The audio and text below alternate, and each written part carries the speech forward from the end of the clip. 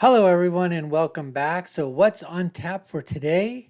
Well, we are continuing our series of the Politicon debates between Cenk Uygur of the Young Turks, who I affectionately call the Young Jerks, and Tucker Carlson of Fox News and the Tucker Carlson Show. It's part 6, continuing the question about free speech, money in politics, and also, what about Colin Kaepernick?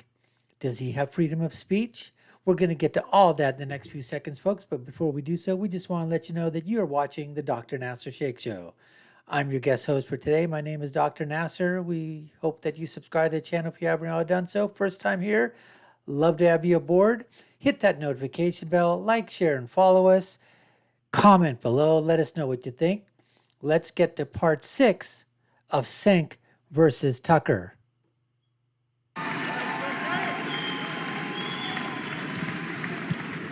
So I actually feel just as fervently about speech, and I want to pose a question back to you in a second. But when you ask about what is the goal, for me, the number one goal right now is to reclaim our democracy. Yes.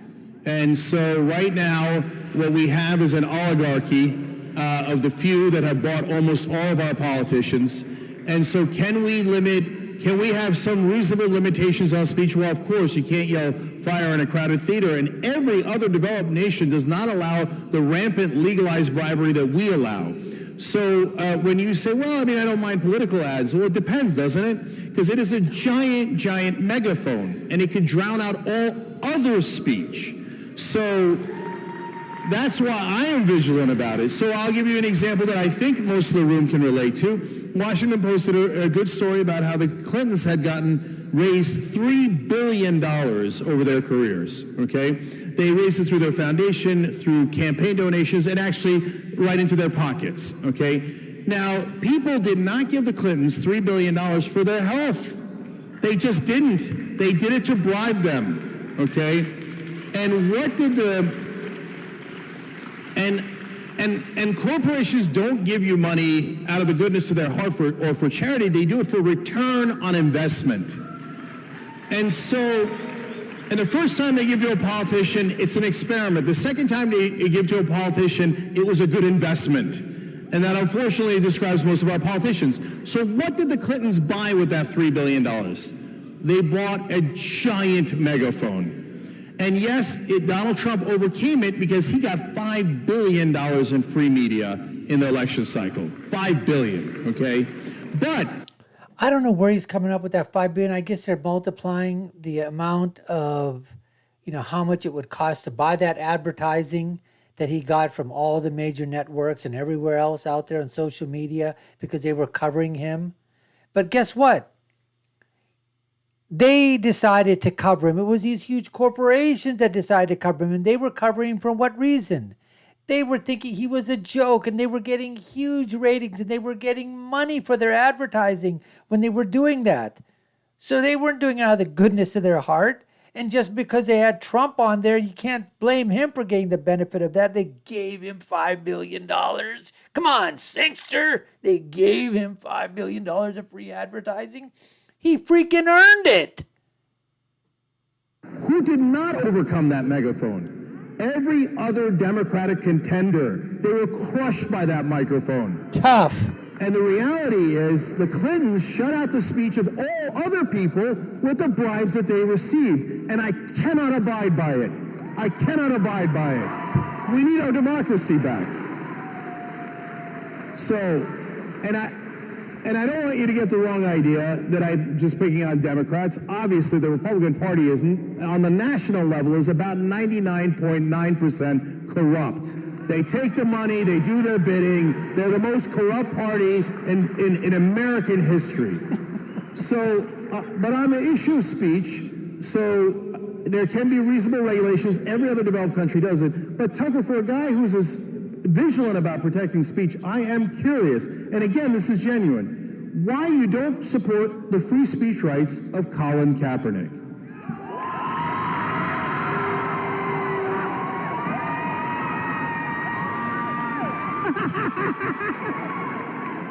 That's really funny. You know, So before Tucker goes on, again, Cenk came on, rants, raves, talks again about, corporations, money, donations. The Clintons raised this amount of money.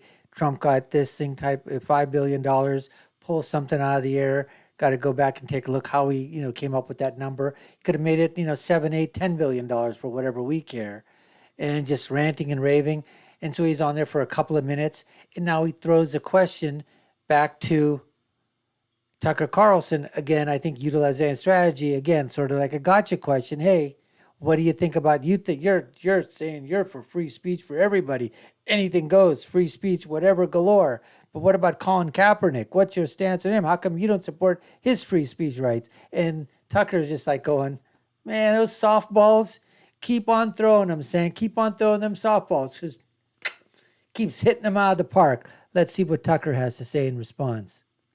I was just worrying if like Nike pitchman had enough power in our society. I think he's okay.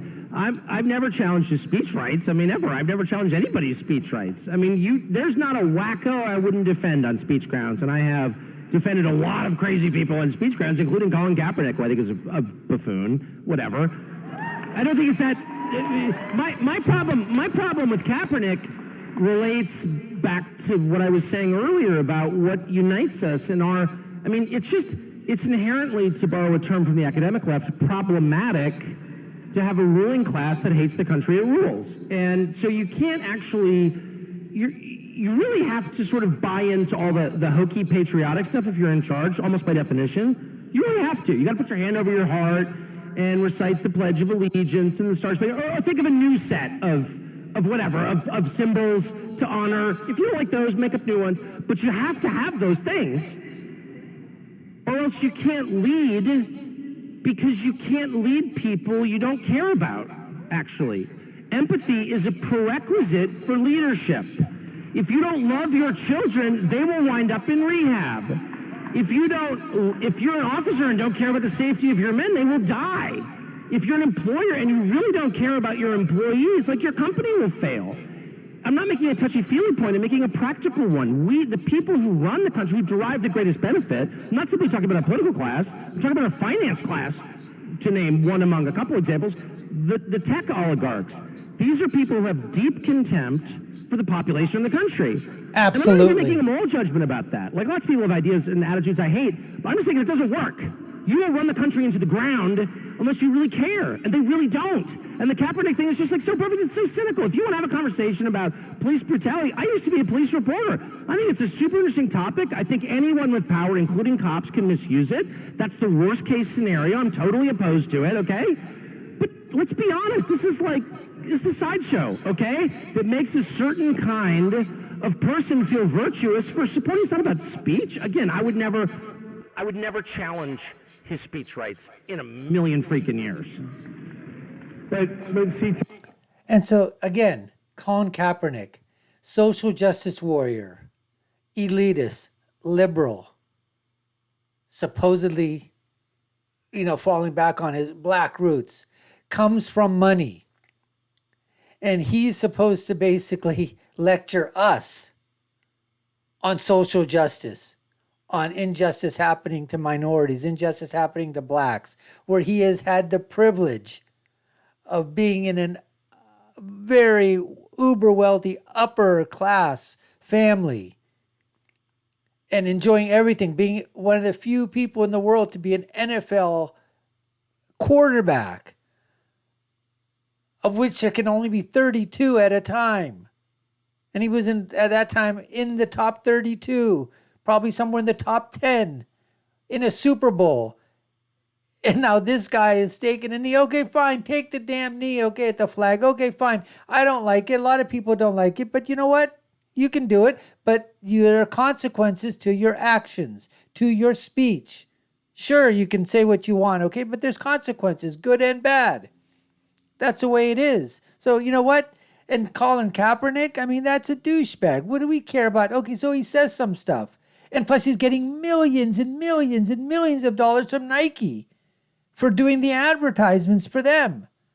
So yeah, he can come out of virtue signaling at its best from elitist, liberal wokesters. Basically, that's what's going on. Tucker, and I'm giving you the perspective of other folks here, which is that for you, it seems like a sideshow, but for African Americans who are being jailed and killed disproportionately, it is not. It's not a curiosity. So, for example, 60. Sorry, I'm not. I just want to be totally clear because I can sometimes talk too fast to explain myself. I'm not saying. That's why I said I was a police reporter. I think that people abuse their power, cops included. I don't think the issue is a sideshow. I'm just saying, like, this rich guy pretending to speak for all African Americans, like, spare me. You know what I mean? No, Bingo. I don't. And I'll tell Bingo. you why. I'll tell you Bingo. why. Bingo. I get what you're Bingo. saying, but who is going to speak for them? Is the media going to pay attention to a middle class guy, to a poor guy? They pay no attention whatsoever. And so people object to the way that Colin Kaepernick did it. Well, oh my God, he did it in the middle of the national anthem. Why did he do it in the middle of the national anthem? To get your attention. And the reality is that's the only thing that works when a rich guy who's a famous athlete does something in the middle of something that you're paying attention to. And so now we should have that conversation about police brutality against African Americans. Perfectly done by Colin Kaepernick. Again, you take this thing. Now, I will give Cenk credit on this part that he says, you know what? Who is going to do it? Who's got the megaphone there? Of course, Colin Kaepernick has a megaphone. So he decides to do it, kneel at the Star Spangled Banner. But then, like you said, rich guy, rich black guy, okay, basically saying, hey, I'm talking for every black person, every minority group that's out there or whatever. That's just a bunch of crap. Colin Kaepernick took advantage of the situation, getting millions of dollars, decides to virtue signal, can get best of both worlds. Hey, I'm a good guy. Look at me. I'm looking out for the small guy. Where were you before, Colin Kaepernick? Where were you? When you were playing football, where the hell were you? Why didn't you go onto ESPN? You don't think that you, as one of the top quarterbacks in the NFL, if you went on ESPN and decided to say the same things about social justice or injustice going on that you thought, set up charities all across, talk about it, you don't think you can bring that forward? Of course you can. The power of the people within your sphere of influence in the football arena, the NFL going to Roger Goodell and said, we need this thing to be done. Going on the steps of a courthouse and talking about this. Running around the country if you can on your off days when you're not playing football or an off season, going to the Capitol building, making these speeches, doing it over there. Of course, it could be done, but you decide to go in this direction. So yes, you've got big people that have the megaphone. Okay, but the thing is, these are all hypocrites. That's what we're talking about. Colin Kaepernick is a freaking absolute hypocrite. I mean, that's sort of a fair point in that there are symbolic figures who call attention to an important issue who haven't mastered the details. I get that. I mean, I don't think that Rosa Parks was like an expert on the Civil Rights Act, but that doesn't make her less powerful a symbol or less important a figure in American history. So I think that's a fair point. I guess what I'm saying is we haven't had that conversation about police brutality and race at all, because everyone's so freaking terrified to say anything that no one can talk about anything. You have to sort of just nod and be like, oh yeah, whatever the piety of the day is, I'm totally on board. Mr. Commissary, oh, completely, I don't disagree in any way. I'm not gonna ask any questions because I'd be disobedient, you will punish me. It's like we don't have real conversations because people are terrified they're going to be punished if they have the conversation. So the first question I would ask is a database question, which shouldn't scare any of us. The facts should never scare us. And because we live in a large industrialized society that's the most sophisticated in human history, we have a ton of data on everything. How many kids hurt on seesaws last year? It's knowable. How many people, do you die younger from smoking menthol cigarettes than unfiltered? We know that. There's nothing we don't know, okay? So numbers don't tell the whole story, obviously, but they're a starting point for real conversation. So how common is this? Are white officers more likely to fatally shoot black suspects than black officers are? I don't know. If you even say that, it's like, I don't want to know. Stop with that spooky science stuff. I've made up my mind. The only way that you solve a problem is by honestly talking about it with the sum total of what you know about it, and that's exactly what we cannot do, because the purpose is not to fix the problem. It's for some people to feel like good people as opposed to all of them, and others to maintain their control over the population. So if we were having like a vigorous debate, like, oh my gosh, John Jay College of Criminology has actually studied this a lot, and here's what they found, and here's the 3 things we should do to fix it. Dude, I'm for that. That's the opposite of what we're having. We've got Nike ads. That won't fix it. So, amazingly... So, anyways, that was pretty much the debate there. Once again, in this regard, I think they both got to make their points, but once again, it was Tucker controlling the game, and Cenk was allowing that to happen. Just like in a football game, right? You want to keep, if the offense is great, Kansas City Chiefs, right? You want to keep them off the field. Patrick Mahomes, you don't want him on the field. You want to do everything that you can. You want to, you want your offense to stay out there as long as it can. Same thing in the debates. He allowed Tucker to make his points, and then Tucker not only made his points, but then went and made even further points on that.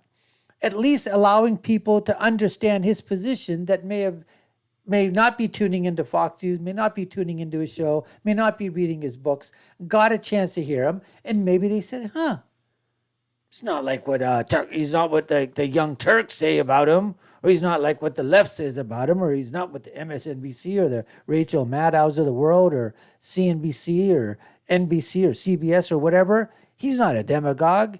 He's not this, he's not that. Maybe it changed some people's minds or perspectives a little bit.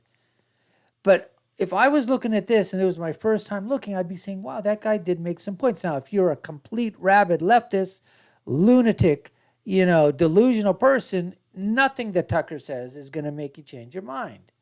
Like I said, there were some things that Cenk said that I definitely could have some agreement on, or partial agreement on, or at least work together to see where we have some further meeting on common ground. I'm willing to be open to that. And Cenk made some points in this debate, but I think overall, he was, as I said before in strategy, I think he was hoping that he could corner, Tucker into saying something that he could say, point back and say, gotcha. Oh, look at this. Oh, that was bigoted. That was racist. And they could play that over and over again on the Young Turks, or he could say, hey, I got him on this question. I got him on that. I'm sure he's going to say that this is what it was. Each camp's going to go back and say, hey, we cremated the other guy. I mean, that's what they do. That's what the spinmeisters do for each group. But like I said, isn't just controlling the clock, controlling the tempo, controlling the speech of the debate. You have to give it to Tucker Carlson.